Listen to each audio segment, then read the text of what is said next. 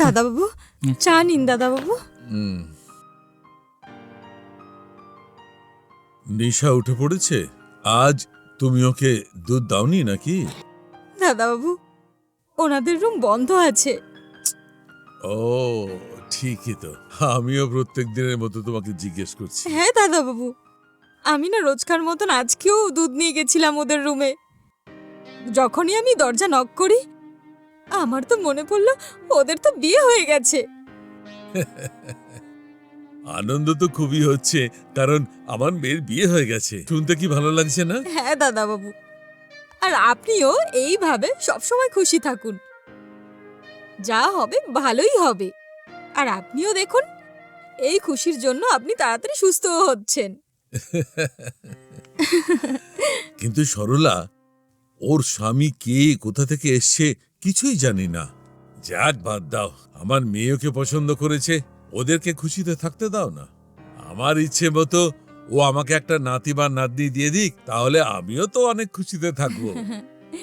দাদাবাবু, আপনার সমস্ত ইচ্ছা নিশ্চয়ই পূরণ হবে। আপনি একদম চিন্তা করবেন না হ্যাঁ, দাদাবাবু। ঠিক আছে। আমি আপনার জন্য খাবার রেডি করছি, আপনি আসুন। ঠিক আছে সরলা।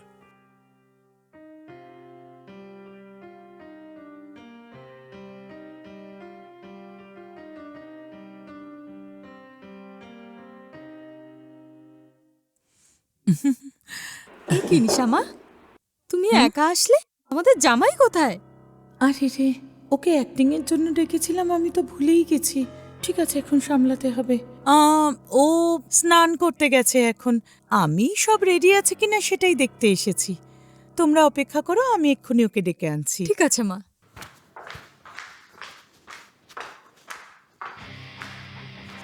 সাম্বার দেব? না, ঠিক আছে, আচ্ছা না। ও আবার কোথায় গেল দেখতে পাচ্ছি না তো। হ্যালো, ম্যাডাম, কি আসছি। করছো কি?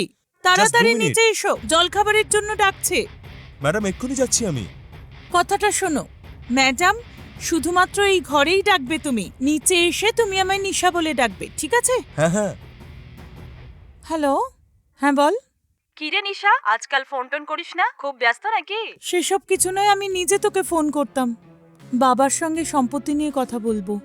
এ কি, বিয়ে হয়েছে সবে তো 2 দিন হলো, আর এখনই তুই সম্পত্তি চাইছিস? না না, আমার মনে হচ্ছে এটাই সঠিক সময়। না না, আমার মনে হয় এটা একদম ঠিক সময় তুই নয়। এরকম কেন বলছিস? একদম।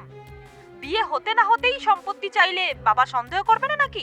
এতদিন তুই অপেক্ষা করেছিস, 10 দিন পরে গিয়ে জিজ্ঞেস করবি, তাহলে ওনার আর সন্দেহ হবে না, আরে বুঝলি? 10 দিন অপেক্ষা করতে হবে? আমি ভাবলাম আজকেই জিজ্ঞেস করব। এই, একদম নয়, তোর সামনে কোনো অপশনই নেই, তোকে অপেক্ষা করতেই হবে। তবে তো সব সম্পত্তি তুই পাবি নাকি? তোর বাবা কত ট্যালেন্টেড তুই জানিস তো নাকি? উনি একজন নাম্বার 1 বিজনেসম্যান। যতক্ষণ না ওনার বিশ্বাস হচ্ছে তোরা দুজন খুব সুখী, ততক্ষণ পর্যন্ত তোকে অপেক্ষা করতেই হবে। বুঝতে পেরেছিস তো?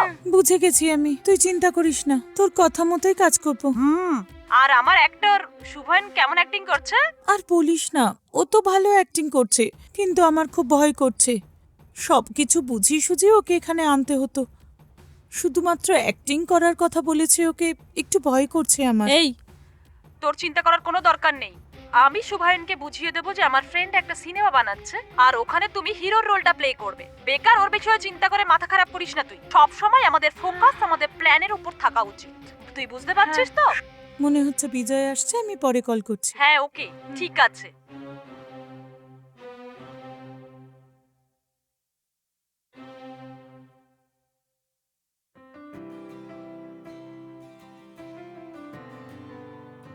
আসুন আসুন, বসুন।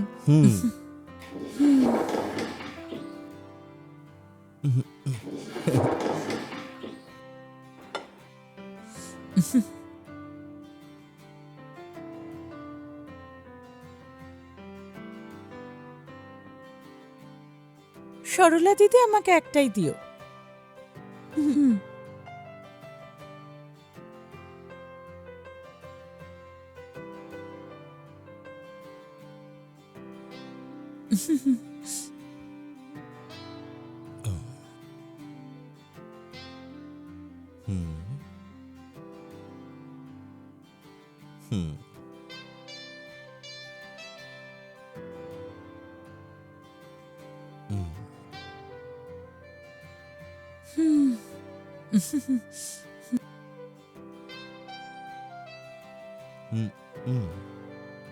আঙ্কেল, নিশা মাঝে মাঝে আমাকে বলতো যে আপনার শরীর ভালো নেই। অনেকবার ভেবেছিলাম যে আপনার সঙ্গে দেখা করব, কিন্তু টাইম পাইনি। Sorry uncle. কোনো ব্যাপার নয় বাবা, এটা বড় কথা নয়। আগে তুমি খেয়ে নাও। আঙ্কেল, আপনি আমার উপর রাগ করে নেই তো? হুম, তোমাকে যখন আমার মেয়ে পছন্দ করেছে, ওর পছন্দতেই আমার আনন্দ বাবা। তোমরা দুজন সুখে থাকবে, এটাই যথেষ্ট। ওকে আঙ্কেল, যদি আপনার মনে কষ্ট দিয়ে থাকি তাহলে আমাকে ক্ষমা করে দেবেন। না না, সেরকম কোনো ব্যাপার নয় বাবা। আগে তুমি খাবার খেয়ে নাও, তারপরে কথা বলবো। আসুন দাদাবাবু।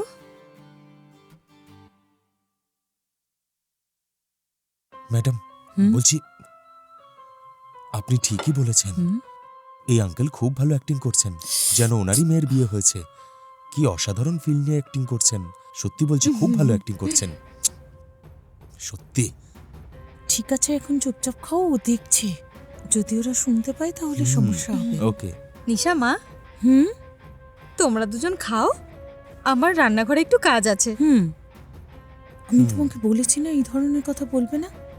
আচ্ছা, একটা কথা শোনো, এরপর থেকে খেয়াল রেখে কথা বলবে, ঠিক আছে? আর তোমায় কতবার বলেছি সবার সামনে এইরকম কথা বলবে না। যেমন সিন যাচ্ছে সেই রকম অ্যাক্টিং করো, দ্যাটস অল। ঠিক আছে ম্যাডাম। অ্যাকচুয়ালি এই কাজের লোকটাও খুব ভালো অ্যাক্টিং করছে। আপনার সবকটা আর্টিস্ট খুব ভালো কিন্তু। এক্ষুনি আমি তোমায় বললাম না এই ধরনের কথা বলবে না, না হলে আমি রেবতীকে ফোন করে সবকিছু বলে দেবো। ও নো ম্যাম, আমি তো শুধু এবার খাবার জন্য মুখ খুলবো ম্যাম। গুড। আরো একটা কথা, এদের দুজনের সামনে তুমি আমার সঙ্গে এমন বিহেভ করবে যে তুমি আমাকে ভালোবাসো, তখনই এরা দুজন আমাদের সন্দেহ করবে না। ওকে? Okay ma'am.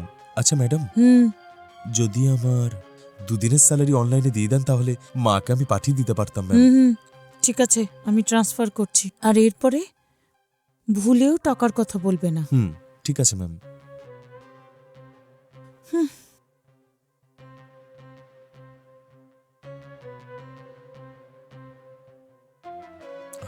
হুম ও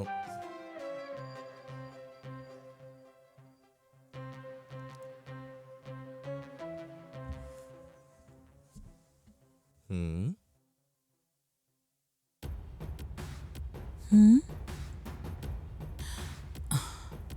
এই এই মনে হচ্ছে বাবা আসছে, তুমি আমার কাছে এসে বসো।